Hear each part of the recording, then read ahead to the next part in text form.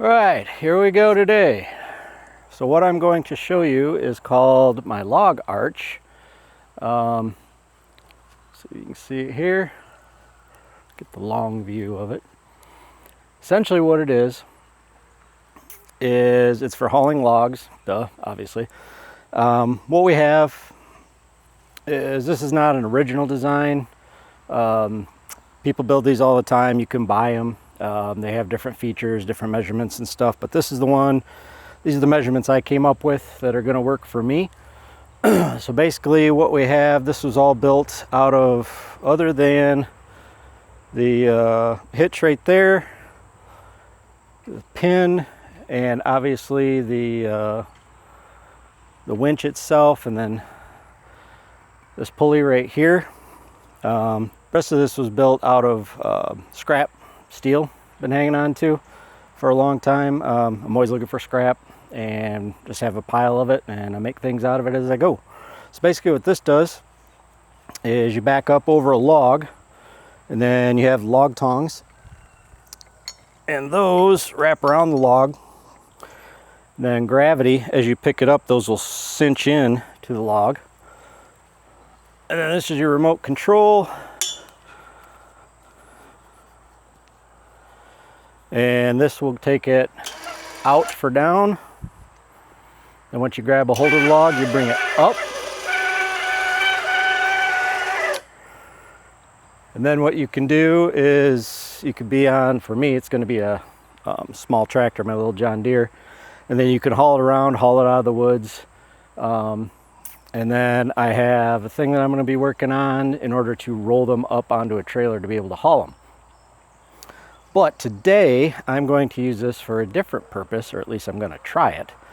I got to sharpen the blades on my lawnmower right there. And usually what I do is I lift up on the whole side of it, tip the whole thing up, and then try and get a cinder block into one of the tires. Not the safest, not the easiest. So we're going to try and do something a little different today with what I have available here as far as lifting component. So I'll set up and show you kind of what I was thinking. Okay, so here's what I figured out that I want to try. I did try picking it up like this, so I know it will work. But then I have another method I want to try. Kind of went through some thought processes earlier. So anyway, what I did is I brought some straps. I put loops in them that were the same length. And I just looped them around the axles on both sides for the front axle. And then we're going to lift her up and see what happens.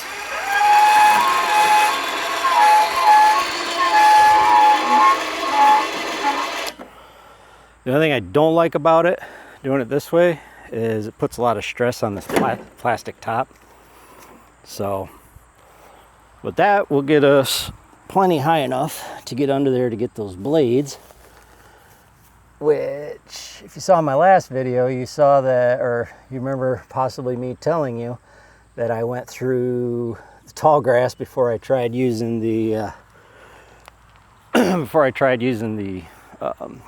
brush hog, and that because I just sharpened my blades like 2 weeks before that, and so they are down to the nubs again. So I got to sharpen them.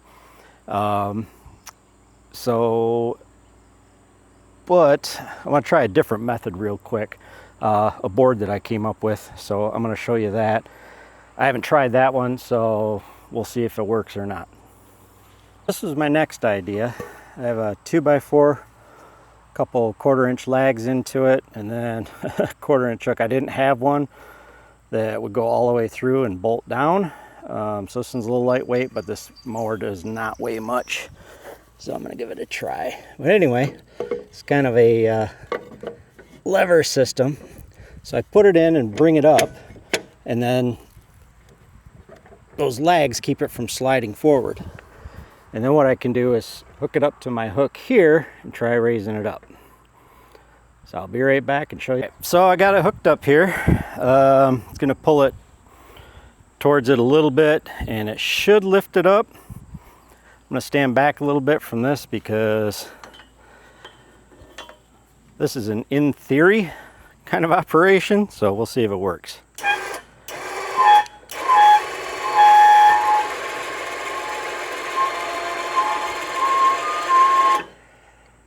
It actually works. It is bending that hook a little bit, so I definitely would need a stronger hook. But it looks to be holding under there. It's not pulling out or anything.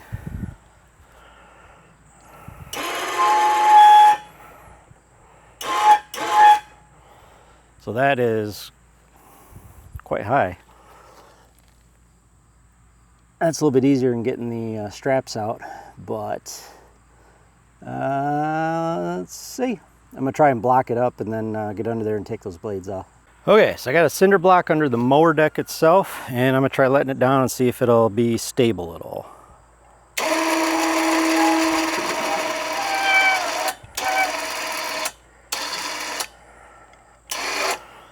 All right, keep a little bit of tension on this in case something slides around.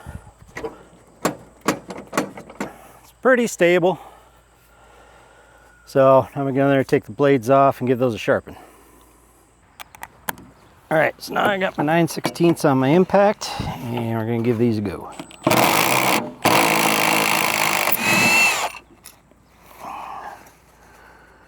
All right, there's one.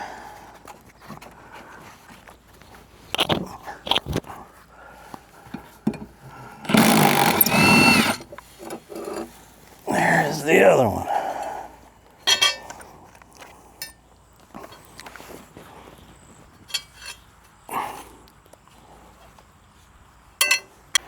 All right, so as you can see,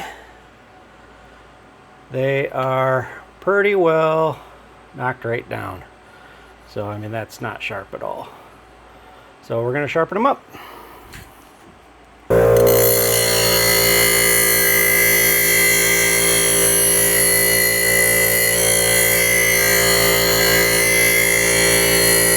So a lot of people, when they sharpen these, use various methods.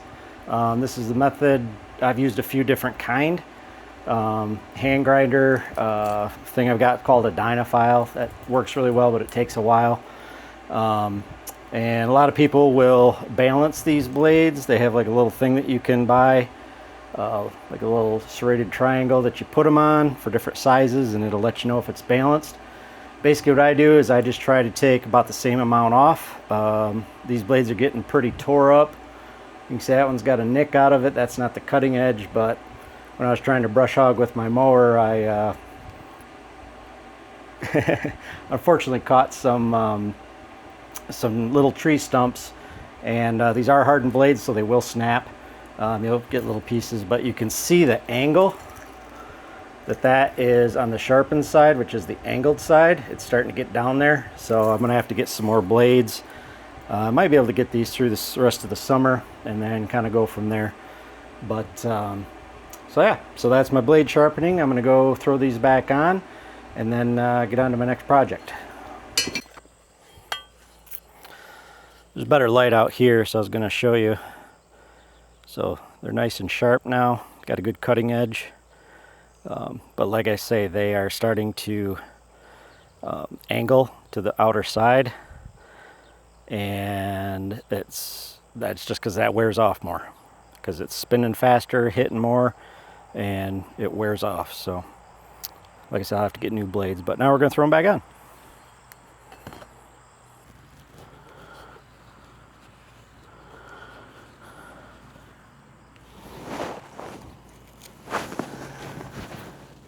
So I like to put a little anti-seize on the threads just to make sure it'll come off all right next time and I don't end up pulling threads. You can see this anti-seize is pretty dried out, so I'm gonna have to get some more.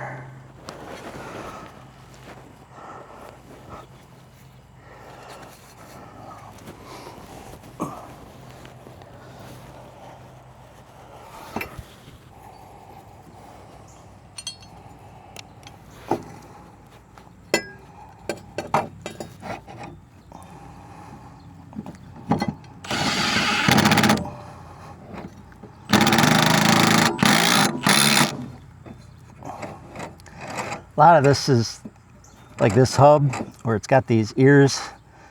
They're supposed to hold that blade from turning. They're bent, so the ends of them, the little wings, are bent up.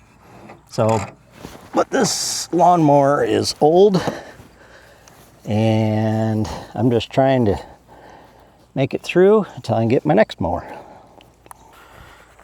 All right, lift it up, get the block out from under it, let it down. Hopefully that doesn't break.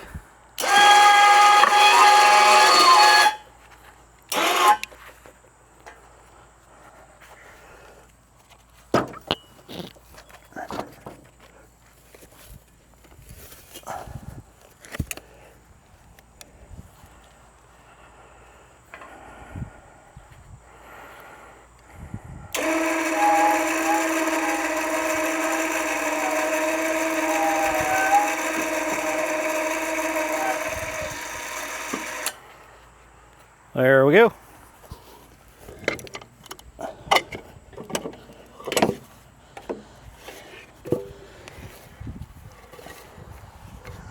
So that method does work, but and it's nice and quick, but I would definitely get like a 3/8 or 1/2 inch, because this pulls on an angle when it pulls up, and I don't think that's going to do too much more. So, but that's what I had, so I'm gonna have to get a bigger one, and I can stick with this method.